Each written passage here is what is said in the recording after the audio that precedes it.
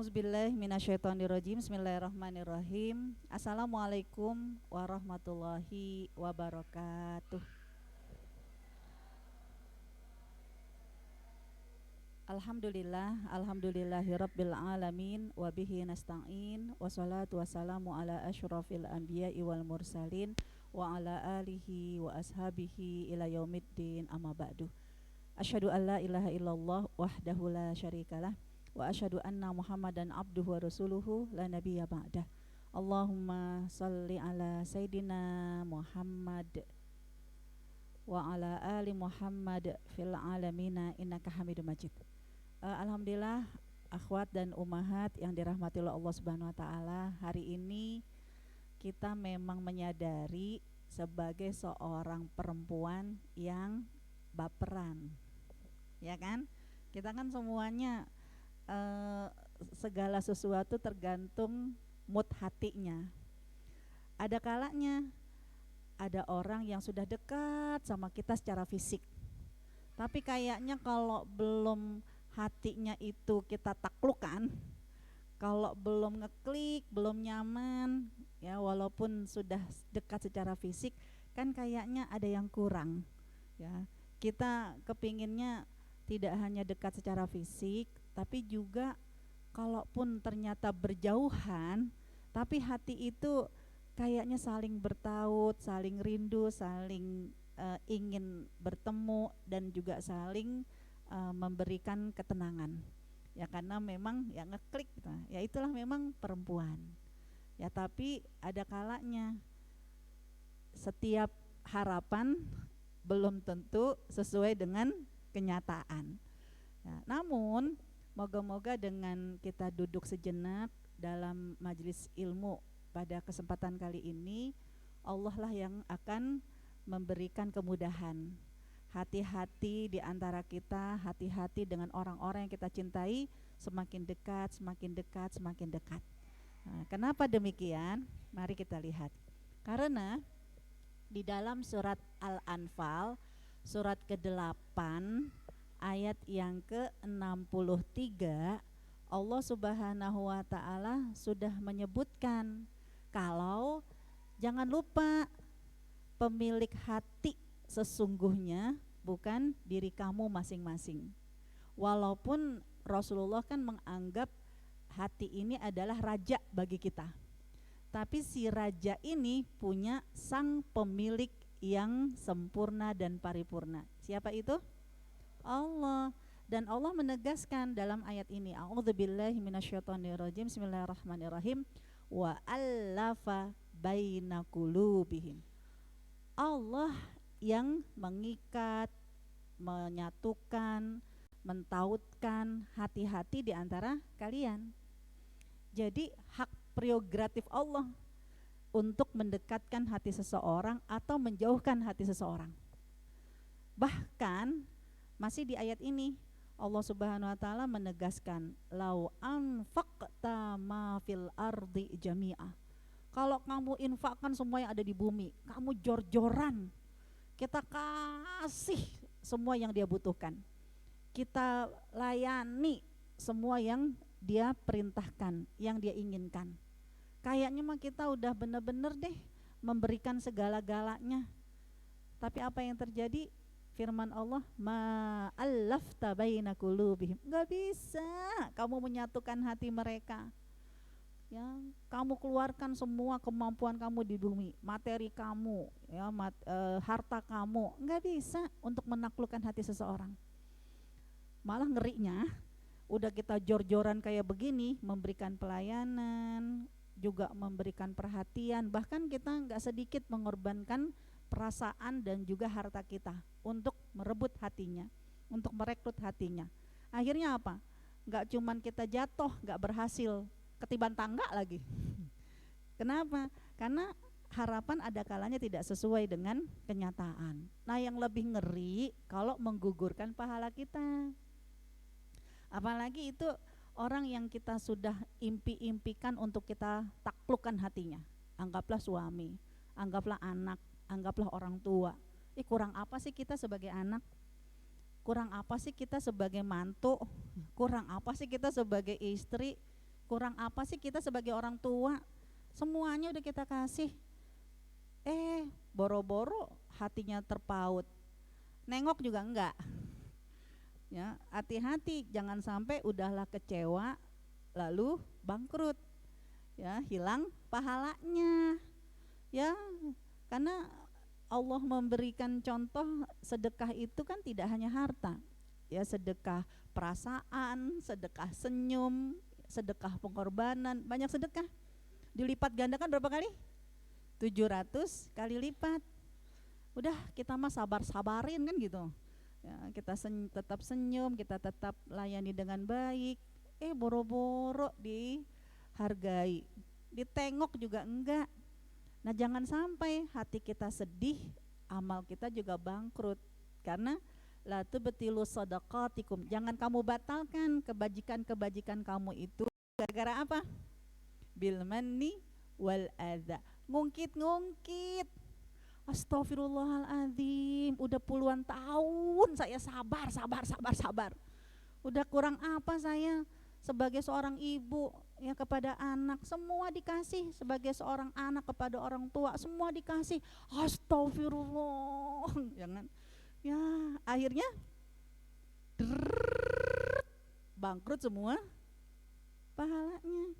Nah, Allah mengingatkan di sini, kamu jangan hanya mengandalkan kemampuan kamu, dengan harta kamu, dengan pengorbanan kamu, dengan semua pelayanan kamu untuk menaklukkan hati seseorang. Ma'allafta baina qulubihim, enggak bisa.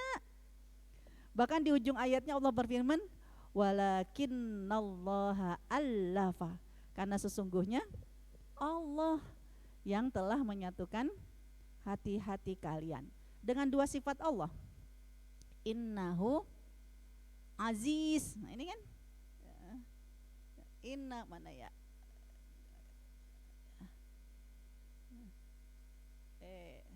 Kecepatan. Nah, ya. Lupa saya yang cak lampunya. Innahu aziz, sesungguhnya Allah itu maha perkasa. Menurut kita mustahil. Kata Allah mah kalau emang udah berkehendak, ting, nah gitu, langsung ngeklik. Dan juga sifat yang kedua apa? Hakim. Artinya apa hakim? Bijaksana. Yang namanya bijaksana, adil, berarti memang Allah itu akan memberikan yang setimpal. Ada sebab, ada akibat. Aziz itu adalah hak prerogatif Allah, hakim itu Allah pun masih memberi kesempatan ikhtiar. Tapi ikhtiar kamu jangan yang sifatnya materi, menganggap diri kamu yang paling bisa. Harus mengandalkan Allah terlebih dahulu. Sebab itulah dari ayat ini maka tips yang pertama, tips yang pertama yang harus kita lakukan untuk menaklukkan hati orang-orang yang sedang keras sama kita, yang sering miskom sama kita, tips personal adalah bereskan hati kita dulu kepada Allah. Yaitu Allah minta bismillah. Bereskan hubungan kita dengan Allah. Dengan apa caranya kita tahu hati kita itu beres atau enggak beres? Baru nanti Allah beresin hati-hati kita dengan manusia. Yaitu tips yang pertama, ya Allah minta, ya Allah lupa. Ya, Allah minta ini, mulailah dengan doa. Berarti doa itu enggak sekedar sebuah harapan, tapi doa itu menunjukkan kita ini hubungan sama Allah udah beres apa belum. Sebab jangan sampai nanti, maaf, ketika kita berdoa atau kita diajarkan satu doa, diajarkan satu amal, jatuhnya nanti lupa sama Allah, malah mengkultuskan amal itu. Ya kan begitu ya, karena ketika seringkali ya ada satu doa untuk menaklukkan hati seseorang, udah tahu nih doanya, nggak beres hubungannya sama Allah.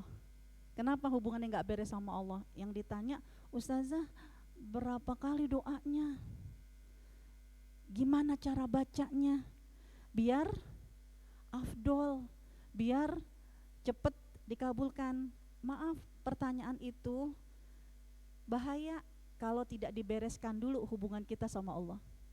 Karena nanti jangan sampai kita jadi mengkultuskan doa, mengkultuskan bilangan doa. Harus sekian, harus sekian. Ini gara-gara bacanya gak sekian, makanya gak nendang-nendang. Nah, kan begitu. Dalam berdoa kita harus membereskan hati kita dulu. Satu, saya seringkali ditanya sama orang, ya terutama jazakumullah khair, doa-doa Bunda Mirna dan doa-doa semua, ya, itu yang membuat kemarin sidang itu sampai proses sidang, sampai proses revisi banyak sekali kemudahan. Ya, alhamdulillah. Nah, ada satu hal yang menggelitik dari pertanyaan beberapa orang kepada saya. Ya, karena kan memang buku saya adalah buku pendekatan kepada tafsirnya orang sufi. Dan ibu-ibu tahu yang namanya sufi kan amalannya banyak, ribuan, kan begitu kan. Ada satu pertanyaan yang tek hati saya, ya Allah ini berarti amanah. Yaitu apa? Ketika menyaksikan banyak kemudahan-kemudahan, ada satu pertanyaan, Ustazah amalannya apa sih? Kan biasa tuh orang Indonesia begitu. Kalau ada yang bisnisnya sukses, amalannya apa sih? Kalau ada yang rumah tangganya sukses, amalannya apa sih? Kan gitu kan? Yang ada anaknya pinter, amalannya apa sih? Pertanyaannya sederhana, tapi bagi saya ini sangat penting. Ini menunjukkan nanti kualitas hubungan kita dengan Allah, akidah kita. Karena berdoa itu bukan sekedar kita minta, berdoa itu menunjukkan akidah kita, hubungan kita sama Allah. Ketika ditanya amalannya apa, saya paling takut kalau ditanya apa sih amalannya, biar nanti diikuti, ya. Saya paling takut. Ya, saya cuman bilang semua yang saya dapati bisa jadi satu, anugerah dari Allah. Ya, Allah mah gampang sekali memberikan rezeki. Ya, innallaha yaqdiru lima yasha. Allah mah menentukan yarzuqu lima yasha, ya besutur rizqa lima yasha. Allah gampang membentangkan rezeki, memudahkan rezeki kepada siapapun yang dikehendaki. Saya mah merasa dari awal sampai terakhir, karena di antara mahasiswa yang belajar di kampus itu, yang S3, yang pertama kali tepat waktu dan cepat adalah doa ibu-ibu semua adalah saya. Jadi barokah ini doa semua, saya bilang. Jadi dari angkatan pertama, kedua, ketiga, keempat yang tepat waktu, ya itu alhamdulillah adalah doa ibu-ibu, itu adalah saya. Dan saya bilang ini bukan karena saya. Pertama ini adalah anugerah. Ya, anugerah. Memang kita berdiri dengan dua kaki kita. Kita yang bekerja dengan dua tangan kita. Kita yang berpikir dengan otak kita. Tapi sesungguhnya mah awalnya kita nggak punya apa-apa. Kan begitu. Kalau bukan Allah yang memberikan apa-apa. Misalnya waktu kita lahir, kita udah punya dua kaki. Mampukah kita berdiri dengan dua kaki kita? Kenapa sekarang bisa berdiri? Karena Allah yang memberikan kekuatan kepada kita, kan gitu. Ini mah anugerah, saya bilang, rezeki dari Allah. Yang kedua, saya berhasil ini bisa jadi karena adanya yang terijabah dari doa orang-orang yang mendoakan saya. Karena begitu saya sukses, yang bilang jazakumullah ya ustazah, doain saya setiap malam, doain. Tuh ada, jangan makasih ya doain, ya kita mau setiap ngaji ngedoain. Kan kayak di sini juga kan Bunda Mirna yang semua juga ngedoain. Artinya apa? Ini bisa jadi di antara lisan ibu-ibu ada yang mustajab, yang dikabulkan sama Allah. Jadi kesuksesan seseorang itu jangan mengandalkan apa amal yang membuat dia sukses. Kalau sekedar itu, takut. karena nanti akhirnya mengkultuskan amal tersebut. Sedangkan Rasulullah kan amalannya banyak, zikirnya banyak. Nah, untuk itu ketika kita ingin menaklukkan hati seseorang, memang yang diminta oleh Allah Subhanahu wa taala adalah kekuatan doa. Tapi doa kamu jangan hanya menganggap sekedar permohonan. Beresin dulu ketika kamu berdoa hubungan kamu sama Allah. Jangan sampai maaf doa tapi Allah jadi sebel. Kenapa? Karena doanya memaksa. Kan gitu kan? Ya Allah, kan gitu kan. Begitu nggak dikabulkan, seuzon sama Allah, ya Allah. Atau bisa jadi ketika berdoa nggak sih maksa, terserah sama Allah. Tapi terserahnya Allah diseuzonin, seakan-akan Allah pilih-pilih mengabulkan doa. Ya Allah, kita mah pantas nggak didoain, kalau ustazah mah pantas didoain, kan gitu kan? Berarti ada yang nggak beres dalam hubungan kita dengan Allah Subhanahu wa taala. Nah, untuk itu ya, ketika tips yang pertama, Allah menyuruh kita hubungan kita dibereskan dulu dengan doa. Memang ya doanya itu ya kembali ke ya. Nah, doanya ini ketika Allah Subhanahu wa taala menggunakan kata predikat yang Allah sebagai subjeknya, allafa. Ya, berarti Allah yang menyatukan, Allah yang mengikat. Itu kata kerja Allah sebagai pelaku. Sedangkan kalau berdoa berarti menggunakan kalimat permohonan. Jangan dibilang perintah, kalau perintah kesannya kan kita yang tinggi ya. Kalimat permohonan.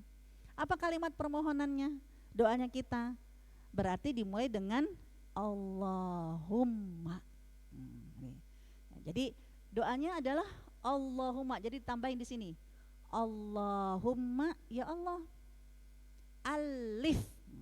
Jadi kalau kata permohonan itu bukan alaf, tapi alif. Allahumma alif. Ya Allah, tolong dong kuatkan, satukan. Siapa yang mau Ibu ikat hatinya? Kalau banyak orang, udah baina kulubina. Kayak Allahumma firlana. Ya Allahumma alif baina kulubina. Ya Allah, tolong satukanlah di antara hati-hati kami.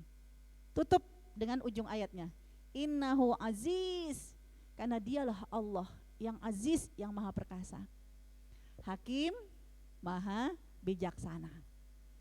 Ini kalau banyak orang menghadirkan rasa, karena doa itu adalah bercerita tentang rasa.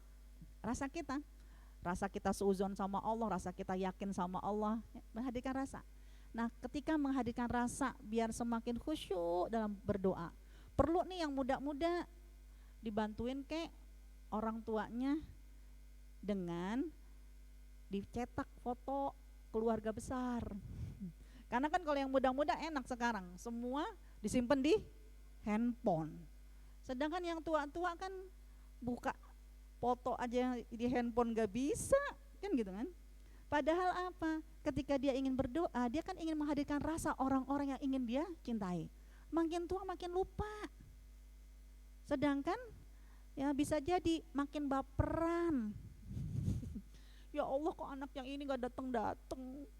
Ya Allah, kok cucu yang ini gak nengok-nengokin, telepon gak diangkat. Kan gitu kan, makin baperan. Yang mau nelpon pakai handphone gak bisa. Kenapa? Gak ada paket data. Kan gitu kan.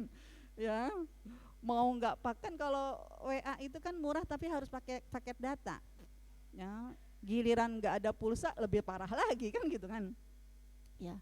Nah, ketika dia dalam kondisi kerinduan, kenapa? Karena di luar sana, ada di daerah, sedangkan anak, mantu, cucu semuanya lagi merantau, kan kasihan. Dia perlu ingin ada dong yang ngeklik bahwa ada ibunya, ada bapaknya, ada neneknya, kan begitu. Uh, jadi uh, mau menghadirkan dengan ingatan kan bisa jadi lupa karena kebanyakan mantu sama cucu, gitu kan. Udah saya bilang berikan dong foto agar apa yang masih hidup ataupun yang sudah meninggal itu kan menjadi kenangan. Nah nanti ketika dia ingin berdoa kepada Allah, kan kalau Rasul itu untuk menaklukkan hati seseorang kan yang dipegang dadanya, kan gitu kan. Sedangkan jauh gimana megang dada? Dengan foto itu, ya Allahumma, ya dipegang dadanya yang ada di dalam foto tersebut. Allahumma alif baina kulubina. Ya Allah, tolong satukanlah di antara hati-hati kami. Innahu aziz. Bisa jadi yang tadinya dingin banget, cuek banget, doanya pada saat itu dikabulkan, langsung melunak hatinya. Hakim juga maha bijaksana. Itu kalau mau banyak orang. Tapi ada kalanya, cucu sih banyak, tapi yang selalu bikin nyesek cuman satu. Mantu mah sayang, cuman satu aja, ya Allah. Ya gimana ini kan gitu. Diajak ngomong baik-baik, merasa dicurigai, kan gitu. Diajak ngomong tegas, dianggapnya cerewet, kan begitu. Ya Allah, ini gimana? Berarti cuman dua orang antara hati kita dengan hati dia. Doanya diganti redaksinya, ya, yaitu apa? Tetap Allahumma, ya Allah, alif, satukanlah. Siapa yang mau kita satukan? Baina qalbi, pakai qaf, jangan pakai kaf. Walaupun kalau bahasa Indonesia kan kalbu, itu bahasa Indonesia. Kalau lagi doanya pakai bahasa Arab harus menggunakan huruf Arab, kolbu. Bedanya apa kolbu sama kalbu? Kalau kolbu itu sanubari, tapi kalau kalbu heli, tuh langsung heli kuk kuk kuk. Nah itu kalau kalbu. Ya, jadi kalbu itu ya anjing. Nah, itu kalau pakai kaf. Kita pakai kof, ya kolbu. Ingat ya, jangan pakai kaf. Nanti guguknya tetangga yang dekat sama kita. Pakai kof. Allahumma alif baina qalbi. Ya Allah, tolong satukan antara hatiku wa baina, dan juga ya qalba siapa. Jadi Allahumma alif baina qalbi wa qalba. Dan hatinya sebut namanya fulan. Allahumma alif baina qalbi wa qalba titik titik titik. Namanya lah silahkan disebut ya, apalagi ada fotonya sambil dielus dadanya. Innahu aziz, karena engkau maha perkasa. Menurut orang ya Allah memang udah karakternya sama-sama keras, kayak kutub utara sama utara kan gitu, sama selatan nggak bisa. Ya walaupun kata orang nggak bisa, tapi kalau kita benar-benar berharap kepada Allah Subhanahu wa taala bisa, karena Allah aziz, hakim, Allah bijaksana. Nah gitu. Nah, kalau ini sudah menjadi doa kita, saya kembali ke bab awal tadi. Hati-hati jangan sampai doa ini jadi syirik. Ya, begitu berhasil ada yang nanya, "Bu, kok bisa banget sih, amalannya apa? Makanya baca ini." Saya baca nggak berhasil, ya mungkin bacanya jam berapa, ya kan gitu. Berapa kali, nengok kanan apa nengok kiri. Kan begitu. Kalau ada satu yang doa berhasil, doa yang sama yang satu gak berhasil, biasanya suka membanding-bandingkan, kan gitu. Sehingga tolong berbicara tentang doa bukan berapa kalinya, bukan sekedar kapan waktunya, Tapi berdoa itu yang harus dibereskan adalah hubungan kita dengan Allah. Kenapa demikian? Nah, mari kita lihat. Nah, ketika berdoa kan kita harus memulai dengan Bismillahirrahmanirrahim. Bahkan gak cuma doa. Mau makan? Bismillah. Mau bekerja? Bismillah. Mau melakukan apapun? Kan bismillah. Dan Al-Quran juga diminta oleh Allah ketika membaca Al-Quran dimulai dengan ya ta'awuz dan juga ya dengan bismillah. Karena dalam surat-surat di Al-Quran semuanya ada bismillah kecuali At-Taubah, itu pun ada maksudnya dari Allah. Artinya apa? Allah menyuruh kita membaca Al-Quran aja baca bismillah. Rasul menyuruh kita melakukan segala sesuatu baca bismillah. Jangan bismillahnya dianggap rutinitas biasa. Bismillah ini menunjukkan akidah. Bismillah ini menunjukkan hubungan kita dengan Allah beres atau tidak beres. Karena Rasulullah SAW ketika baca bismillah, rasa kerendahan hatinya Rasul kepada Allah itu benar-benar terlihat. Hanya kita nggak bisa lihat videonya, kan gitu kan? Nggak ada videonya Rasul. Karena rasa itu hanya bisa dilihat oleh orang yang menyaksikan, hanya bisa didengar oleh orang yang mendengarkan, kan begitu. Namun para ulama sayang sama kita. Gimana rasanya Rasul ketika membaca bismillah di setiap doa, membaca bismillah setiap melakukan segala sesuatu, rasanya itu harus ditransfer ke kita. Gimana cara mentransfernya? Dengan ilmu. Ilmunya adalah ilmu yang kita sebut dengan ilmu tanda baca, ilmu rosem. Ya, kan Quran kan sering ya ada tulisannya Quran Rosem Usmani. Sering dengar kan? Jadi ilmu rosem itu adalah ilmu tulisan. Tidak hanya batang huruf tapi juga tanda baca. Titik, fathah, kasroh, domah itu adalah tanda baca. Dan tanda baca bukan sekedar adab ketika kita baca Quran. Karena pernah ketika teman saya baca Al-Quran, ada tanda baca lam alif, ya berarti tandanya nggak boleh berhenti, kan gitu. Dia bilang nggak boleh berhenti. Nah temennya yang satu bilang di Quran saya nggak ada. Loh, Quran kamu Quran apa? Kalau Quran saya ini Quran yang memang dipakai di lembaga tahfiz, kan gitu kan? Jadi Quran standar. Seakan-akan Quran yang nggak ada lam alifnya bukan Quran standar, kan gitu. Ini aja udah menunjukkan. Berarti apa? Rasa ketika Rasulullah berinteraksi dengan Al-Quran itu tidak nyampe ke kamu. Ilmu bobot, ilmu tanda baca itu bukan hanya adab ketika kita baca Al-Quran. Ilmu tanda baca ini adalah adab akhlak kita sehari-hari. Ya. Lah, kamu berarti nggak paham. Tanda baca itu tidak satu teori. Tanda baca itu yang disepakati ya, itu ada dua teori. Yang bukan disepakati, yang kita lihat kebanyakan di antara kita. Itu dua teori. Teorinya Ad-Dani, ulama yang bernama Ad-Dani, dengan teorinya Abi Daud. Dan dua-duanya itu semuanya standar. Cuman standar mushaf Indonesia nih kayak Qurannya Bunda Mirna Andalusia, ini Quran standar Indonesia.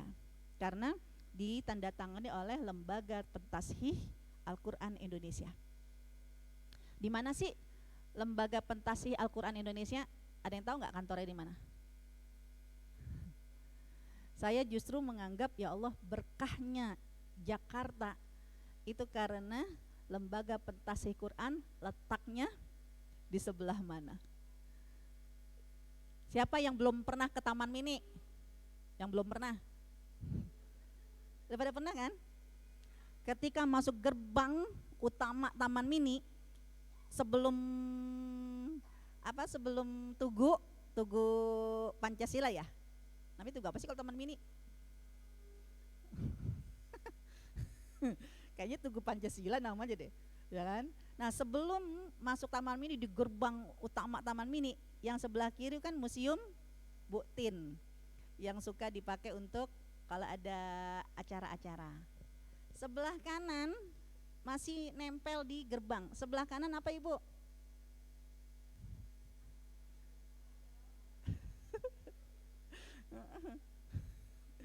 Sebelah kanan. Habis dilihatnya cuma tiket doang. Sebelah kanan itu adalah Baitul Quran. Mushaf museumnya Al-Quran. Nah, dalam gedung Mushaf Al-Quran itu adalah kantor lembaga pentasih Al-Quran. Dan Taman Mini kan miniaturnya Indonesia. Berarti apa? Ya Allah, memulai gerbang ke Indonesia, di posisi di sebelah kanan penjaga gawangnya adalah Baitul Quran. Terlepas dari siapa yang mendesain, tapi Allah yang memberikan anugerah kepada kita. Inilah bangsa Indonesia selalu menjadi kiblat ya dalam dinamika perbedaan. Karena memang berbangsa-bangsa, bersuku-suku, Bhinneka Tunggal Ika. Sehingga apa? Ketika Qurannya Bunda Mirna nih Quran Bunda Mirna nih, ya nggak apa-apa saya sebut Bunda Mirna aja dah, karena kan ini Qurannya Andalusia.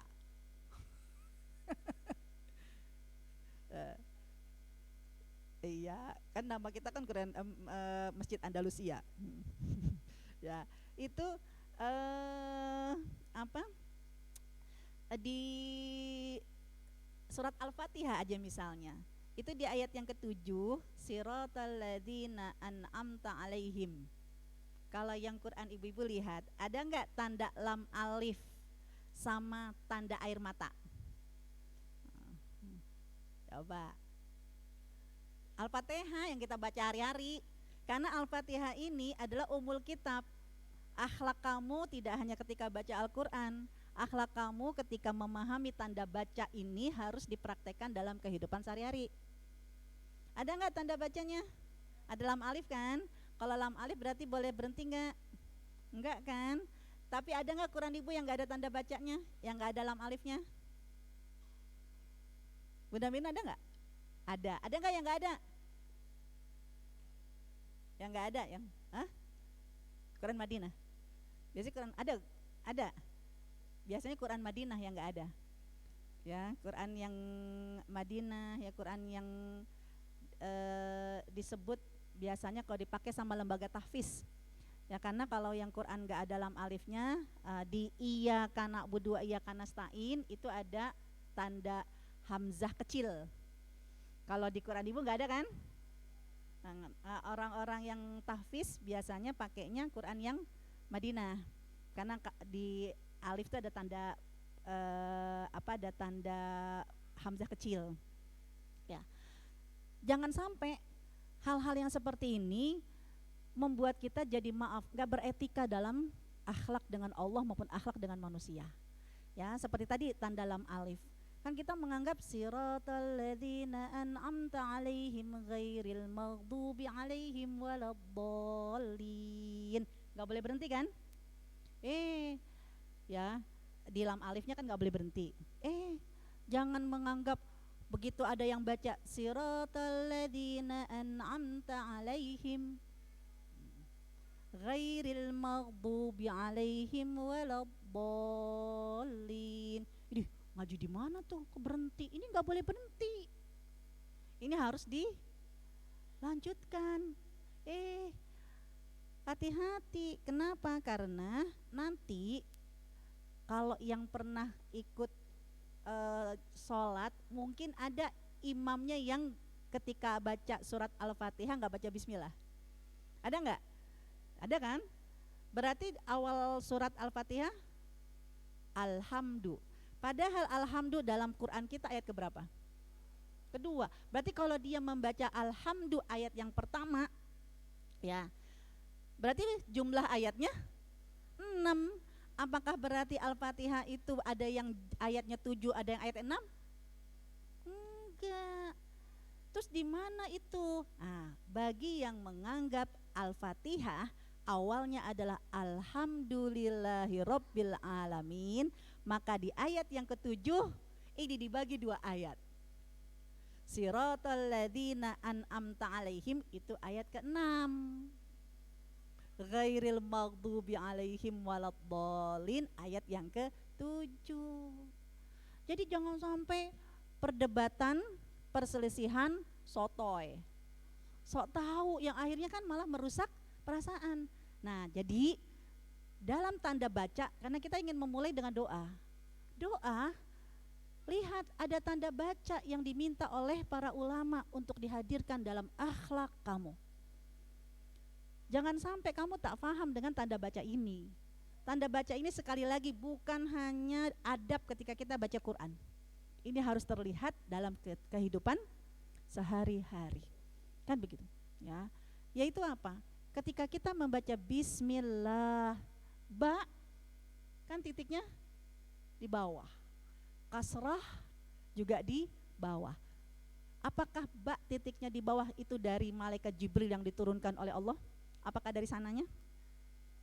Kan kadang anak suka nanya, "Ma, kenapa sih ba titiknya di bawah?" Kan gitu kan? Jawabannya apaan? Jangan pakai nanya loh. Lo dari sononya. Kan?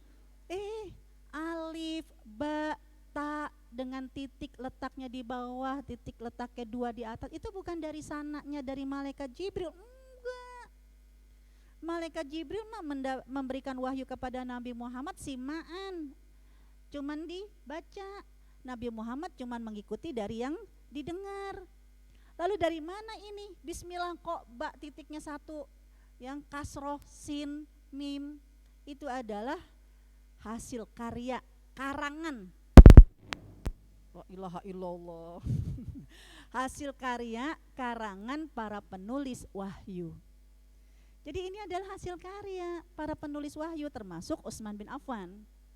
Utsman bin Affan sengaja membuat karangan. Gimana ya karangan dalam tulisan ini harus mentransfer rasanya Rasulullah ketika membaca Al-Quran. Apalagi lafaz bismillah. Ini enggak cuma ketika baca Al-Quran, dalam kehidupan sehari-hari. Mentransfer rasa itu akhirnya apa? Dibuatlah teori dengan ba titiknya 1 di bawah. Tandanya apa? Kamu kalau berdoa kepada Allah, kamu ketika ingin melakukan segala sesuatu, kamu kalau ingin membaca Al-Quran, tanggalkan dulu kesombongan kamu. Letakkan hati kamu ketauhidan kepada Allah dengan titik 1 dan di bawah. Itulah rahasianya, bahwa Rasul meminta agar ketika kita baca basmalah di setiap hidup kita, kita benar-benar di posisi serendah-rendahnya. Ya Allah, sukses apapun kita menurut orang, bagi kita mah ini anugerah, nggak ada apa-apanya. Allah yang membuat kita seperti ini. Karena waktu belajar kita baca bismillah, waktu kita masak kita baca bismillah, waktu kita bekerja baca bismillah. Kenapa? Karena kita merasa ini semua anugerah dari Allah. Mampu nggak kita berdoa seperti itu? Ya.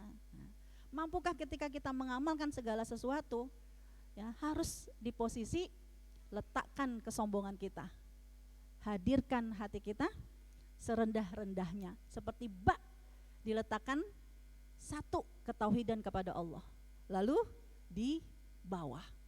Tambah lagi payungnya bukan di atas, payungnya di bawah. Ibu kalau pakai payung kan harusnya di atas, itu bisa melindungi kita dengan payung ini. Tapi kenapa para ulama meletakkan kasrah? Bismillah itu berarti posisinya berarti gimana bibirnya itu jatuh. Kan kasrah itu artinya kasratul mim, ya, bibirnya itu jatuh, berarti di bawah. Kenapa? Agar seperti kita meletakkan payung di bawah. Air hujannya bukan tidak tertampung, tapi kan kalau di bawah ini kan berarti air hujannya malah tertampung. Berarti kita mau jalan makin berat. Letakkan, ya Allah, hidup kita ini kalau hanya mengandalkan kekuatan kita sendiri berat. La haula wala quwata illa billah. Nah, para ulama melihat Rasulullah ketika baca basmalah rasanya kayak begitu. Makanya Rasulullah manusia yang paling agung tapi nggak pernah sombong. Lah kita agung enggak, kaya enggak, somse lagi kan gitu kan? Kan begitu. Dia bilang, Kalau belum sekaya Korun, jangan sok kaya. Ya, kalau belum sekuat Fir'aun, jangan sok kuat. Dan Rasulullah SAW menyuruh kita dalam memulai segala sesuatu, kamu seperti bawa payung yang airnya tertampung di dalam payung itu. Makin berat kita butuh kekuatan. Memulai doa harus dengan pengharapan seperti itu. Menganggap doa kita ya bukan karena hebatnya kita, tapi justru karena lemahnya kita, nggak mampunya kita. Itu ya. Kemudian bismillah. Sebelum nama Allah disebut dulu dengan bismi. Bismi ini dua kalimat, dua kata. Pertama ba, ya kan? Dengan. Yang kedua ism, nama. Itu kan dua kata.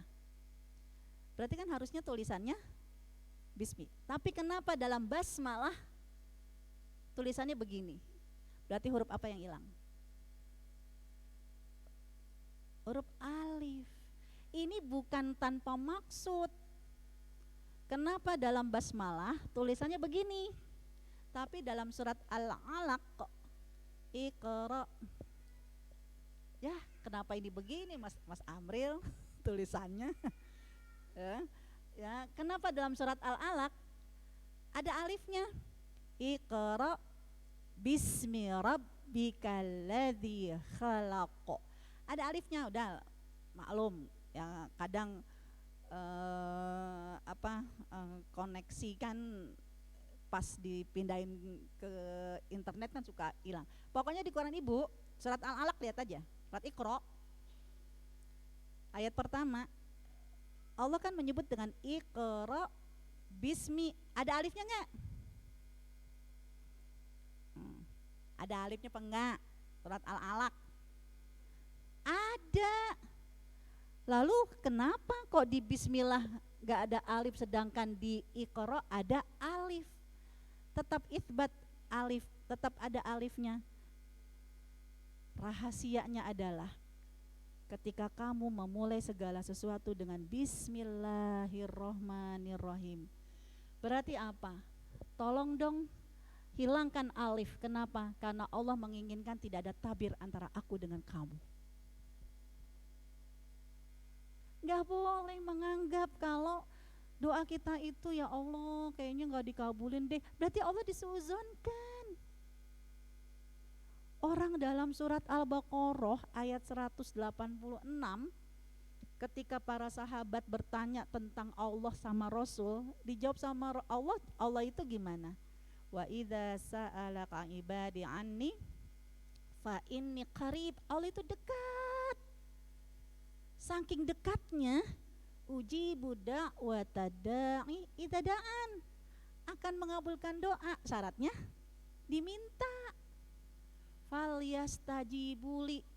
Sifat Allah kan mustajabud doa, yang mengabulkan doa. Maka Allah minta falyastajibuli, ketika berdoa minta dong dikabulkan sama aku. Wal yu'minu bi, percaya dong sama aku. La'allahum yarsyudun, baru kamu dapat petunjuk. Maaf, kan terjemahannya gak begitu. Ya, terjemahannya bener, cuman kadang kita kagak nyampe. Ya, karena bahasanya terlalu akademik. Saya mah mendingan bahasa hari-hari aja dah. Karena kalau dalam terjemahannya ya, ketika mereka bertanya kepadaku, jawablah aku itu dekat. Aku mengabulkan doa siapa yang berdoa, maka kalian penuhilah kewajiban apa panggilan? Maka penuhilah perintahku dan berimanlah kepada aku. Kalau ini yang menjadi terjemahan yang dipahami, berarti Allah akan mengabulkan doa jika mereka yang berdoa sudah memenuhi perintah Allah.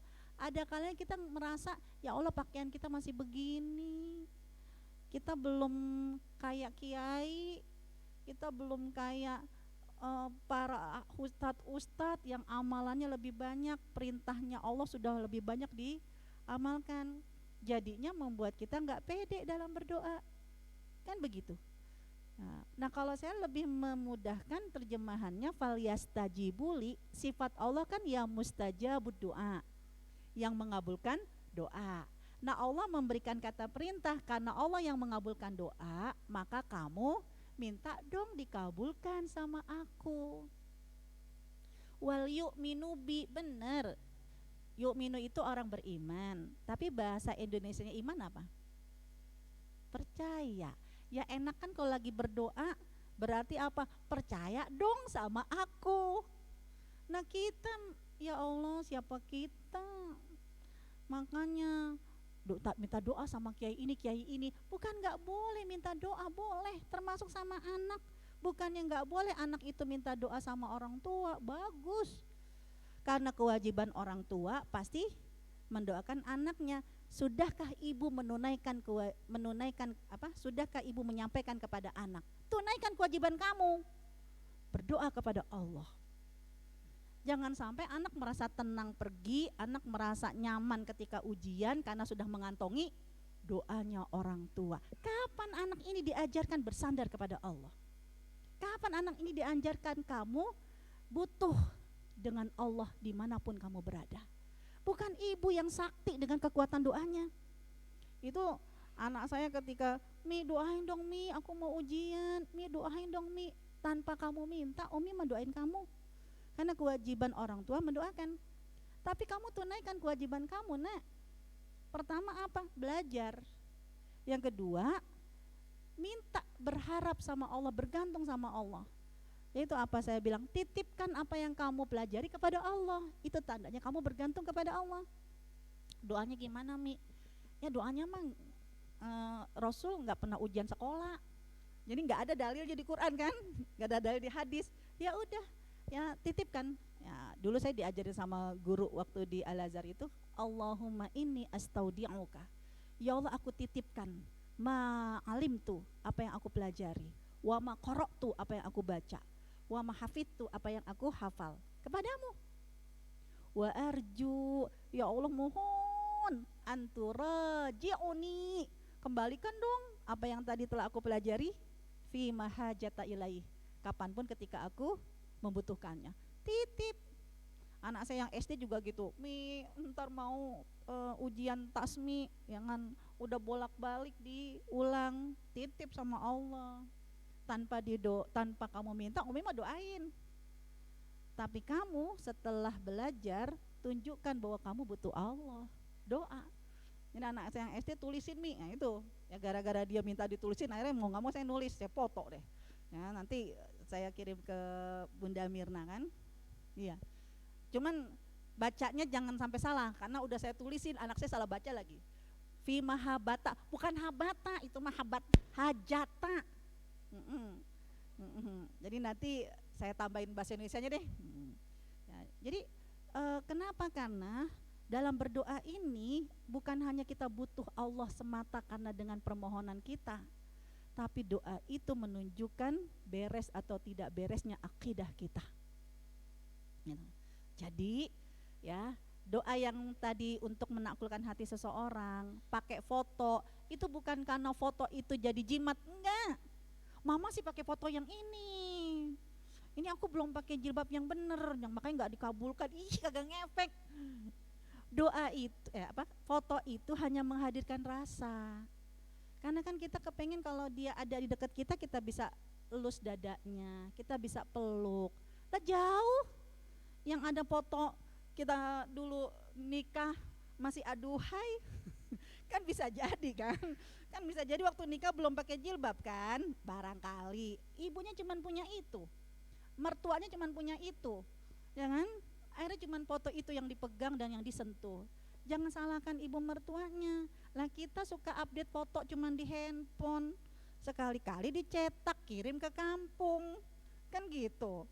Ya bukan berarti nanti nggak ada malaikat, nggak usah dipajang ya, tapi ini hanya untuk menghadirkan rasa. Jadi jangan tanya kapan bacanya, jangan tanya di mana posisinya, berapa kali, tapi ketika kita berdoa tadi, posisikan, bereskan hubungan kita dengan Allah, bahwa kita lemah, kita ingin dibantu sama Allah. Nah, ini tips yang pertama. Kita kembali. Tips yang kedua, ternyata setelah doa kita perlu ada magnet cinta. Wah, keren juga kalau jadi judul sinetron ya. Ya, judul, jangan judul sinetron, judul apa namanya, pengajian magnet cinta. Oh, keren juga tuh. Ya, kita perlu ada magnet cinta. Dari mana magnet cinta itu? Saya mau sebutkan dulu hadis-hadisnya.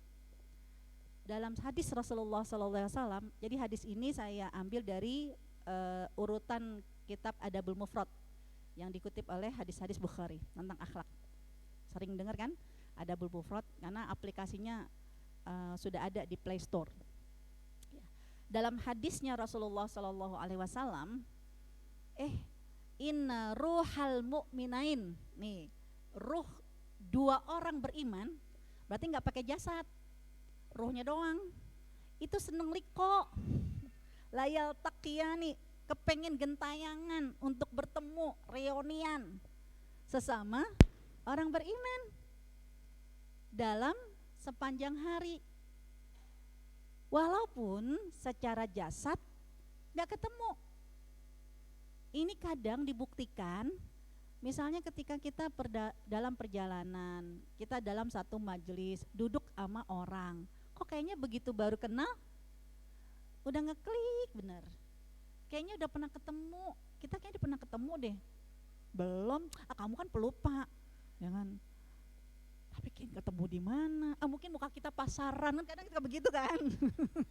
Nah, ternyata apa? Bisa jadi jasad memang belum pernah bertemu, tapi ruhnya kita kangen, ingin selalu bertemu. Jadi jangan suka diomelin kalau pas lagi ngaji, lagi rapat, ada yang tidur. Kenapa? Karena bisa jadi ruhnya capek dengan jasad dia, ruhnya kepengen gentayangan. Kenapa? Karena gentayangannya roh itu di saat tidur. Itu kan surat Az-Zumar, surat 39 ayat yang ke-42. Surat 39 ayat 42, Allah yang menyebutkan, Allahu yatawaffal anfusa hina mautiha. Allah menggenggam nyawanya seseorang, rohnya seseorang. Kapan? Pertama, ketika dia mati. Nah, makanya orang yang mati mau dipukulin kayak apapun gak berasa dia sakit, karena yang merasakan sakit itu ruh, kan gitu. Ruhnya dipegang sama Allah. Gak cuman orang yang mati ruhnya dipegang sama Allah, yang siapa lagi? Wallati lam tamut fi manamiha. Betul kan surat Az-Zumar ayat 42? Dan juga orang yang belum mati tapi ruhnya dipegang saat dia tidur. Jadi orang yang tidur itu ruhnya lagi gentayangan. Ya, bisa jadi ya suami kita lagi curhat, dia tidur karena dia lelah. Ya, ruhnya yang lelah, jasadnya sih kuat karena akan selalu menyimak kita. Ternyata dia nyimak, bukan nyimak tidur. Kenapa? Karena ruhnya lagi kangen, ingin ketemu sama yang lain. Ya, dan bertemu sama yang lain ini, apa kata para sahabat?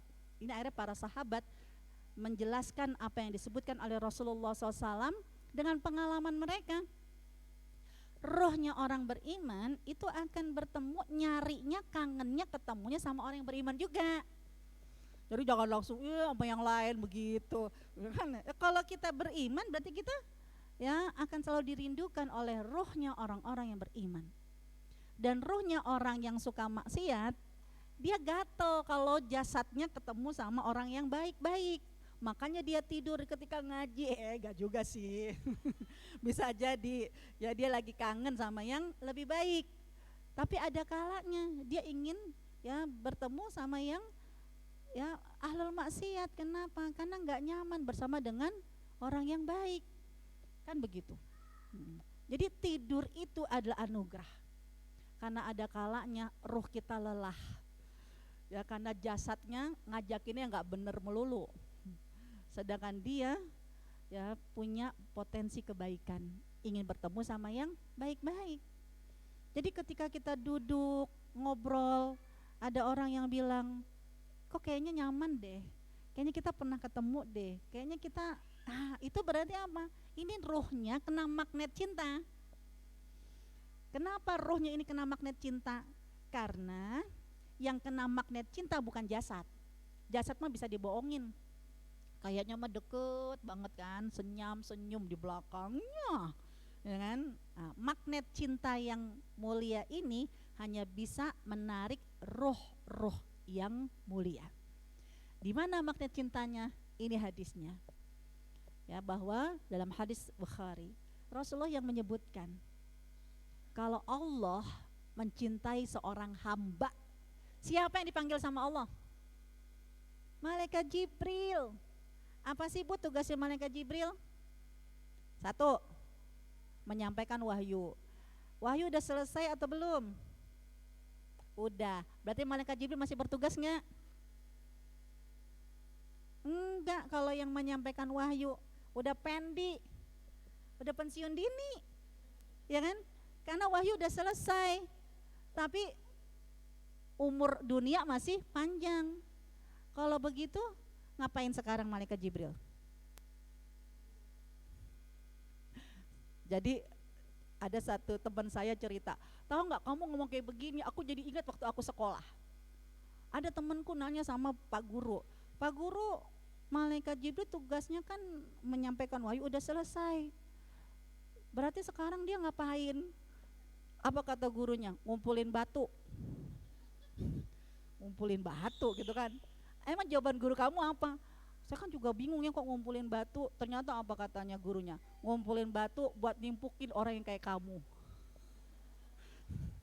Nah, ya Allah, kejam juga, tapi kan kadang ya itu untuk kebaikan, agar kita berpikir. Ya, bukan hanya menyampaikan wahyu saja itu udah selesai. Tapi tugas malaikat Jibril itu masih ada dua lagi. Yang pertama ini magnet cinta. Hanya malaikat Jibril yang bisa memberikan magnet cinta, merekrut, ya, menarik roh-roh orang-orang yang saling mencintai. Ya, yaitu ketika Allah memanggil malaikat Jibril, wahai Jibril, aku mencintai orang ini, maka cintailah dia. Tugasnya dia adalah malaikat pembroadcast, malaikat yang harus jadi humas. Dia akan turun ke langit, dia akan turun ke bumi, menyampaikan kepada penduduk langit, menyampaikan kepada penduduk bumi. Allah mewahyukan kepadaku kalau Allah mencintai wanita ini, maka kalian semua cintailah dia. Dan magnet-magnet inilah ruhnya orang yang ada di bumi, yang beriman entah di belahan manapun akan rindu untuk bertemu dengan kita. Dan bertemunya bisa jadi nggak bisa dengan offline. Sekarang mah enak, gak cuman roh doang yang gentayangan, kita pun bisa juga bertemu virtual, kan begitu kan? Ya Allah, selama ini kan cuman tahu namanya, ternyata apa kita bisa virtual dengan Allah Subhanahu wa Ta'ala. Itu mudah mempertemukan orang-orang yang mencintai kita untuk selalu dekat dengan kita. Dan itu gampang bagi Allah yang dekat sama kita yang sekarang ini, karena malaikat Jibril menyampaikan kepada penduduk bumi, Allah mencintai wanita ini, maka mudah bagi Allah menaklukkan hati orang-orang yang ada di sekitar kita, kena magnet cinta sehingga akhirnya mencintai kita. Itu tugas malaikat Jibril yang belum selesai. Dia hanya menunggu orang yang ya memanggil dia untuk mendapatkan magnet cinta. Nggak cuman panah cinta mah siapa yang kalau itu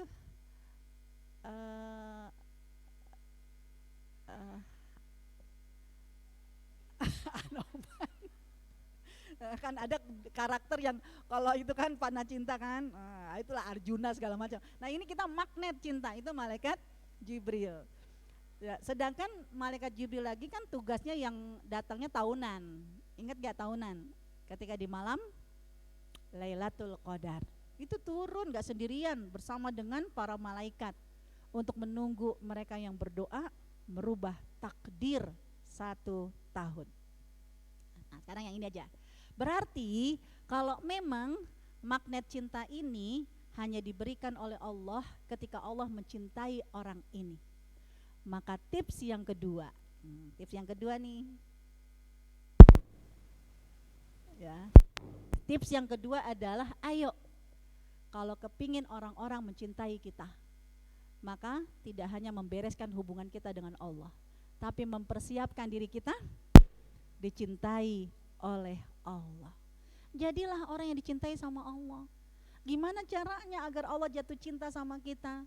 Saya cuma ngambil satu ayat yang memang perempuan banget deh, yang surat Al-Baqarah 2222. Ini sering kita bahas karena ayat ini adalah ayat cinta, ayat cantik, nggak cuma cinta tapi ayat cantik. Bukan karena dua-duanya, ya, tapi karena ayat ini ditujukan hanya untuk makhluk yang cantik. Siapa itu? Perempuan. Yang kita mah harus ngaku cantik karena kita bukan ganteng, kan gitu kan? Nah, ayat ini ada kalanya justru diskriminasi karena orang yang haid nggak sholat, kan tentang haid. Orang yang haid nggak sholat, orang yang haid nggak baca Quran, kan ada kalanya begitu. Jangan sampai gara-gara dia nggak sholat, gara-gara dia nggak baca Quran, akhirnya dia didemenin sama setan.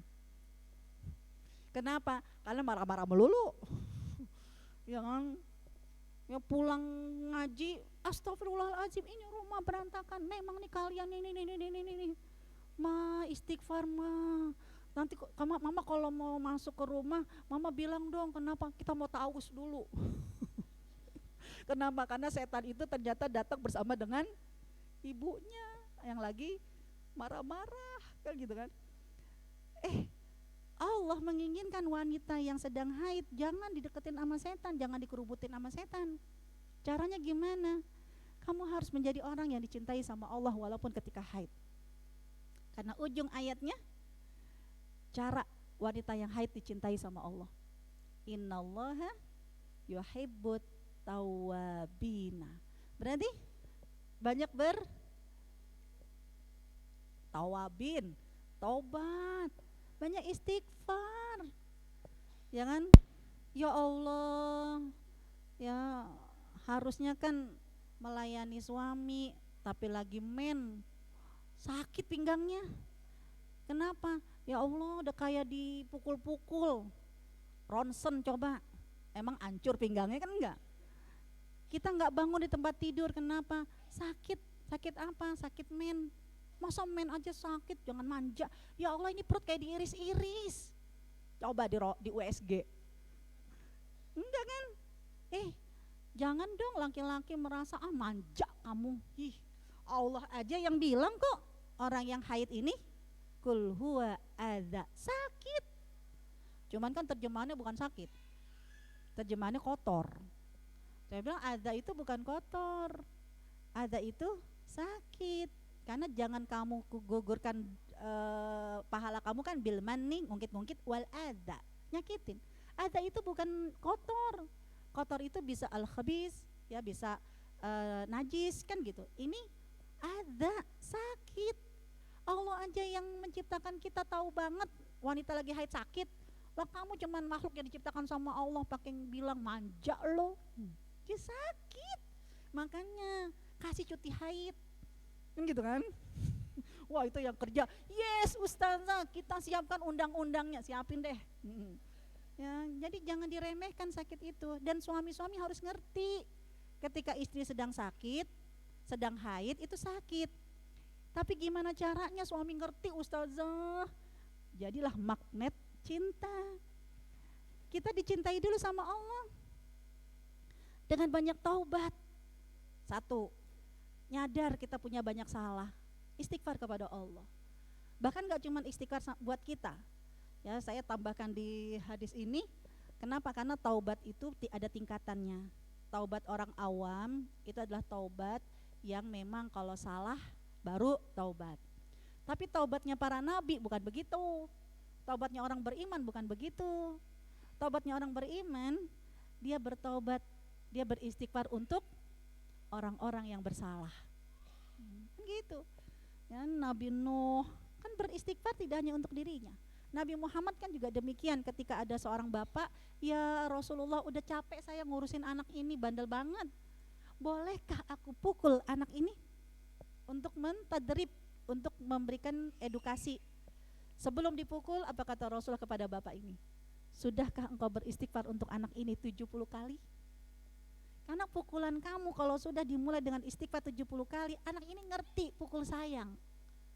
Tapi kalau enggak, anak itu akan merasa dendam bahwa ya ibunya, bapaknya selalu menyakiti. Alhamdulillah di Indonesia ibunya mukul, ibunya nyubit, nggak ditangkap. Jangan coba kalau di luar negeri, wah bisa ya, jangankan mukul, nyuruh maksa pakai baju ya aja bisa di penjara kan begitu kan, karena memaksakan kehendak. Itu sampai Rasul menyuruh, sudahkah kamu beristighfar untuk anak ini 70 kali? Itu jadi taubatnya para nabi, taubatnya orang beriman bukan atas kesalahan dia. Dia sensitif, siapapun yang menyakitinya dia akan beristighfar 70 kali. Nah itu, jadi walaupun kita sedang haid dan kita mungkin gak sholat, gak puasa, gak iktikaf, dan ada yang gak mau baca Quran, gak apa-apa, perbanyaklah dengan istighfar. Istighfar bukan hanya untuk kita. Ingat orang-orang yang ingin kita taklukkan hatinya, yang kita merasa kesel sama dia, berdoa kepada Allah, ya Allah aku istighfar untuk orang ini 70 kali. Kalau yang sebel sama kita dan kita sebel sama dia 100, berarti berapa tuh? Satu orang 70, berarti kalau 7 ribu, ya 7.000 kali kan gitu. Satu. Terus yang kedua, berwudu. Innallaha yuhibbut tawabina wa yuhibbul mutatahhirin. Yang namanya bersuci itu cuma dua. Kalau enggak wudu, mandi. Orang yang haid dan ingin mensucikan dirinya, sudah bersih dari darahnya dan ingin mensucikan diri dengan mandi. Tapi bersuci yang kedua kan dengan wudu. Ada yang nanya sama saya biar gak ditanya lagi, Ustazah emang boleh orang yang haid wudu, bukannya dosa? Kan gitu kan. Ada, saya bilang, kamu nanya kayak begitu ingat anak saya waktu SD. Anak saya aja sekarang udah kuliah.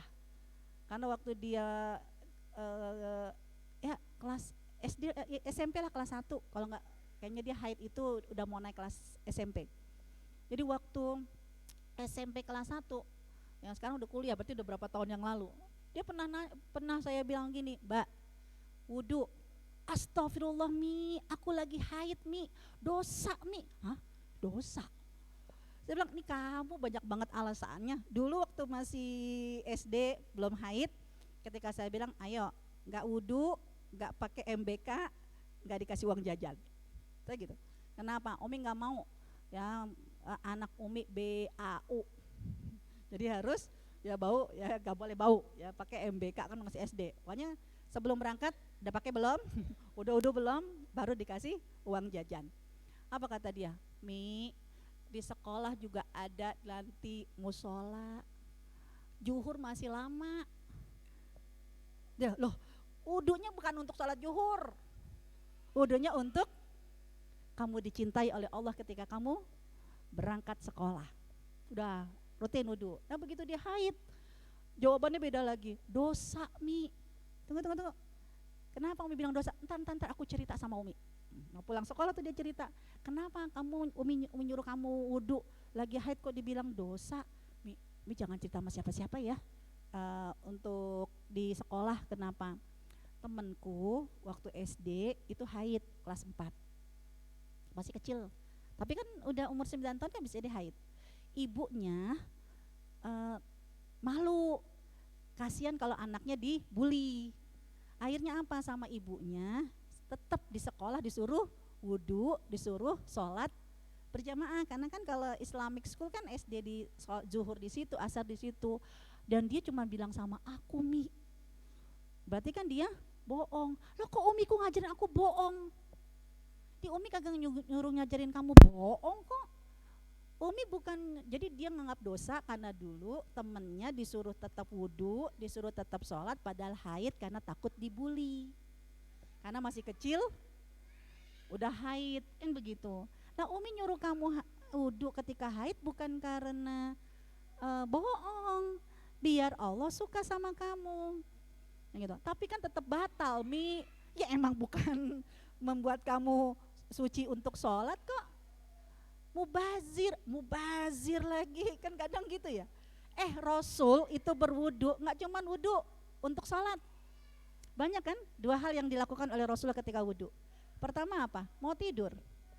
Padahal orang wudu tidur batal, berarti mubazir kan gitu. Dan ibu tolong, yang apalagi yang udah muda di zamannya. Nah, jadi saya gak ngomong zaman sekarang. Nah, ibu-ibu yang muda di zamannya, jangan dong mempraktekkan wudhu ketika mau tidur jadi ribut sama suami. Kenapa? Karena saya pernah ada satu kasus, Ustazah, saya kan wudhu mau tidur, belum merem, kan batal tuh, akhirnya wudhu lagi, terus belum merem, makin dingin makin kembung, akhirnya batal lagi. Akhirnya apa kata suami? Diam ngapa sih? Ya kan? Bolak balik berisik, akhirnya nggak tidur. Ini kan Ustazah Nur Hamidah yang nyuruh. Mana nomor teleponnya Ustazah? Oh saya nggak mau.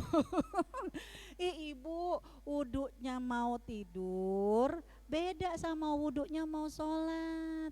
Kalau sebelum sholat selesai batal, ya wudhunya harus diulang karena sholatnya nggak sah. Lah ibu kan wudhu mau tidur, mau wudhunya batal nggak membuat tidurnya nggak sah. Kan begitu. Yang penting mau mengangkat kaki kita dan sudah ada di posisi tempat tidur, kita sudah berwudu. Belum selesai baca zikir udah buang angin, tetap ya tidak menyebabkan bacaan kita batal, tidur kita pun batal. Nggak apa-apa gitu. Nah, jadi jangan dianggap wudunya orang yang haid itu dosa. Dan ini innallaha yuhibbut tawabina, apalagi berwudunya dalam hadisnya Rasulullah ini lebih menarik lagi. Karena kan banyak juga, Ustazah ada yang ngajarin kalau kepingin menaklukkan hati suami pas saat bikin minum, ya kasih gula, ya ra'uf, ya ra'uf, ya ra'uf, ya ra'uf, ya ra'uf. Boleh enggak? Kembalikan dulu hati kita kepada Allah. Jangan sampai nanti begitu takluk, ya karena memang kekuatan ra'ufnya kita. Aku enggak, lo berapa kali, makanya sambil membayangkan kan gitu. Ya, itu semua kembali kepada hati kita. Namun ya Rasulullah SAW menyebutkan kan yang akan menjadi jasad darah daging kita kan makanan dan minuman. Ternyata apa? Untuk membuat keberkahan, untuk membuat kebaikan, Rasul hanya menyuruh al-wudu. Barakatut ta'am, keberkahan makanan bagi umat Nabi Muhammad, wudu sebelumnya dan wudu setelahnya. Ini tips yang diajarkan secara personal. Adapun nanti ya yang lain saya sudah share ke Mas Amril, yang lain ya adalah tips-tips yang memang semuanya karena akhlak yang mulia. Jadi ini kekuatan hubungan kita dengan Allah. Setelah hubungan kita dengan Allah itu beres, maka lanjutkan dengan akhlak yang mulia. Nah menariknya, mana ya? Nah ini dia. Nah yang menariknya, akhlak mulia dimulai dari lisan. Saya kasih saya kasih warna qawarira. Kenapa? Karena Rasulullah SAW ketika ada seorang sahabat, gimana ya caranya ingin menaklukkan hati seorang wanita, ingin biar ada rasa kasih sayang. Rasulullah cuma mengatakan sauqaka bil qawariro. Di dalam dalam kopas yang saya ambil qawarironya nggak diterjemahkan. Ya. Namun kalau kita melihat asli terjemahan qawarir itu kayak lagu yang tren di zamannya. Gelas-gelas kaca. Itu qawarir, gelas-gelas kaca. Jadi Rasulullah menyuruh ketika seorang sahabat berbicara dengan istrinya, posisikanlah mereka para wanita dengan gelas-gelas kaca. Kenapa? Kalau gelas kaca dikasih air panas yang sangat panas, ya pertama pecah, yang kedua nggak bisa dinikmati. Minum juga bisa ya kebakar kita, kan gitu. Dikasih air yang sedingin-dinginnya dengan es batu yang banyak, mungkin dipegang pun bisa, diminum dipaksakan bisa, tapi langsung teng, pusing. Dan wanita ini seperti gelas kaca, maka dia perlu air yang hangat-hangat kuku kalau udah tua, kan gitu kan? Kan gitu kan? Kalau jangan ya begitu, kalau yang udah tua tuh harus bener-bener inilah ya, benar-benar harus lebih spesial. Kalau yang muda, kalau kata anak saya, anak saya dari bangun tidur sama bapaknya dipaksa minum air hangat, boleh nggak, harus air hangat. Ada, kalau bapaknya nggak ada, air cukup dingin, air dingin cukup deh jadi jangan hangat-hangat kuku tapi air dingin cukup. Jadi dingin enggak ya, tapi hangat enggak, dingin sedang, dia bilang dingin cukup. Ya itu baru bisa diminum, kan begitu. Nah artinya apa? Tutur kata menjadi modal untuk merekrut hati seseorang. Sama suami sih sayang, tapi kalau ya Allah bang, kan bisa jadi bilangnya sih sayang tapi mulutnya teriak, intonasinya tinggi, ya itu akan nggak sinergi, kan begitu. Nah, sama apalagi yang disuruh sama Rasulullah SAW, ada canda dong, ada canda. Ini jadi inget pengalaman saya, ada di rumah, kan suami saya bukan ustadz ya, dia seorang ekonom. Ada tetangga saya bilang begini, titipan dari pertanyaan suaminya. Jadi tetangga saya dititipkan pertanyaan dari suaminya. Kenapa? Tanyain tuh Bu Nur Hamidah, kenapa? Suaminya stres nggak? Hah? Maksudnya apa? Iya, suami saya stres nggak dalam keseharian hidup bersama saya? Emang kenapa? Lo kepo amat sih gitu. Iya kan istrinya ustazah. Kan sebagai seorang sesama laki-laki itu kalau dipinterin sama perempuan itu nggak asik, nggak suka, kan begitu kan? Ya namanya laki-laki kan tetap kepingin di atas. Itu Pak Dodi stres nggak ya di rumah, kayak gitu. Tanya dia sama suami saya, tanya sama anak-anak saya, kita udah komitmen di rumah. Ya beliau kan seorang auditor. Yang namanya auditor kan kabarnya ditakuti sama orang kan. Saya bilang, saya sepakat sama suami saya, ayah, di luar kamu boleh seperti macan yang mengaum, tapi ketika di rumah jadilah meong. Kucing. Kenapa? Kucing tuh ya, aku punya temen itu kalau dia pergi itu yang dikhawatirkan tuh kucingnya. Kalau sakit itu ngeluarin duitnya kan luar biasa mahal. Dia bilang, ya lo kok sama kucing begini amat sih? Apa kata dia? Ini temen curhat gue. Dia semakin aku cerita, dia semakin meong gitu kan. Ya kan gitu. Oh gitu. Coba orang lain curhat gak dengerin, dicuekin, tapi kucing itu semakin kita curhat itu semakin ngekor, kedekatan hati, begitu ya? Yang punya kucing? Iya, ada kan yang punya kucing? Betul nggak? Katanya begitu. Oh, dia bilang, udah jadilah meong. Jadi ketika majikannya si nyonya ya kan, jangan dia semakin gitu kan, dielus-elus makin ya dekat, nyaman. Sama saya juga begitu. Di luar boleh dengan status sosial saya, tapi di rumah kita ada seorang istri yang nggak boleh duduk belonjor sedikit, dikit-dikit gitu kan, mak mi ya kan, apa bedanya gue sama pembantu kan gitu kan.